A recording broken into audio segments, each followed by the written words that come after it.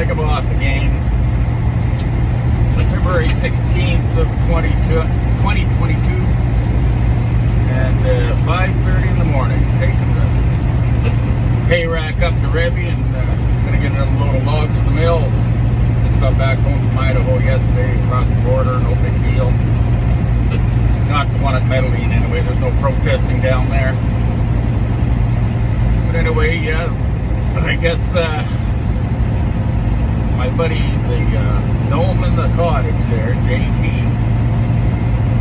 he's evoking the Emergency Measures Act, which used to be known as the War Measures Act.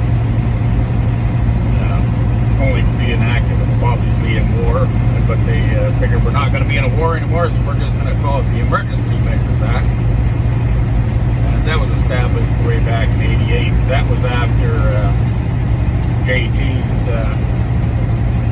old man, Pierre Trudeau, was the Prime Minister, and he was the only one, I think, in Canadian history to evoke the War Measures Act in peacetime, while with no Canadians weren't involved in a war. It wasn't too peaceful at that time. There we had the FLQ,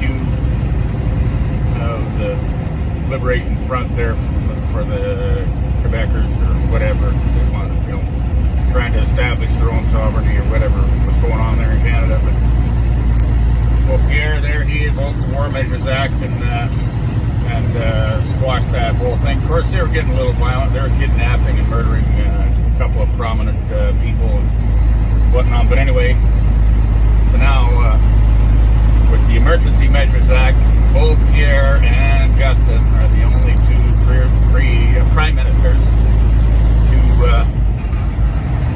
evoke such a measure there. And JT's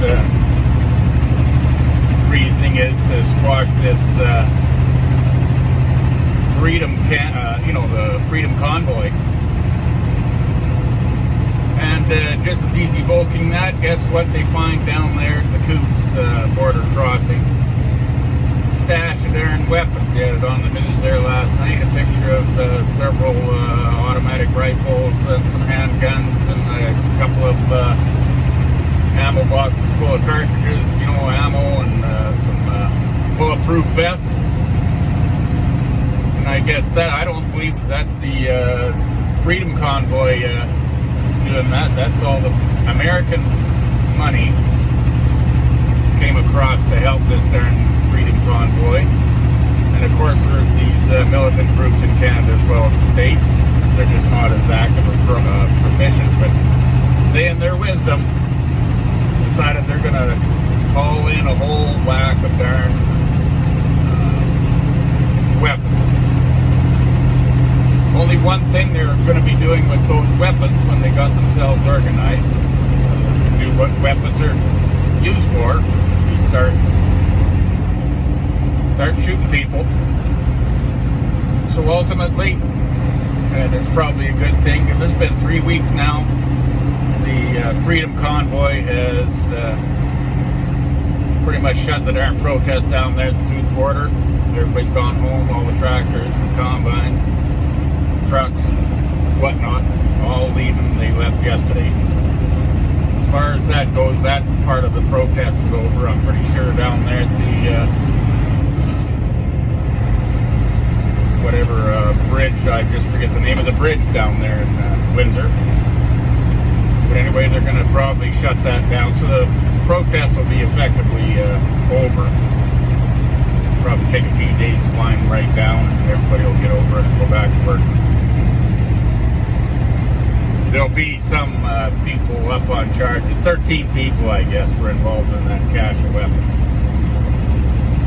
Crazy.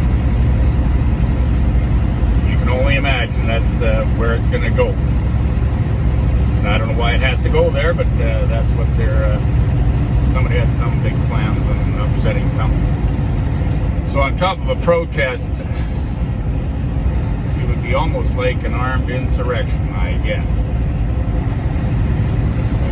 The citizens picking up weapons against their government, if not the government people, it'd be the RCMP, and then that would be a justification get the military involved, and so on and so forth. Just it would never be ending there. I don't know why they figured that's a good thing to do. But all I can say is I'm pretty sure that it was not really part of the Freedom Convoy organizers or the participants of the Freedom Convoy. Those are small groups outside of it. They figured they're going to ride the wave, make themselves known, I guess. Well, I guess they'll be known in the prison system. Anyway, I think it's all over for now. We'll be winding down in about a week. And we'll get back everything back to normal. We'll catch up to you later.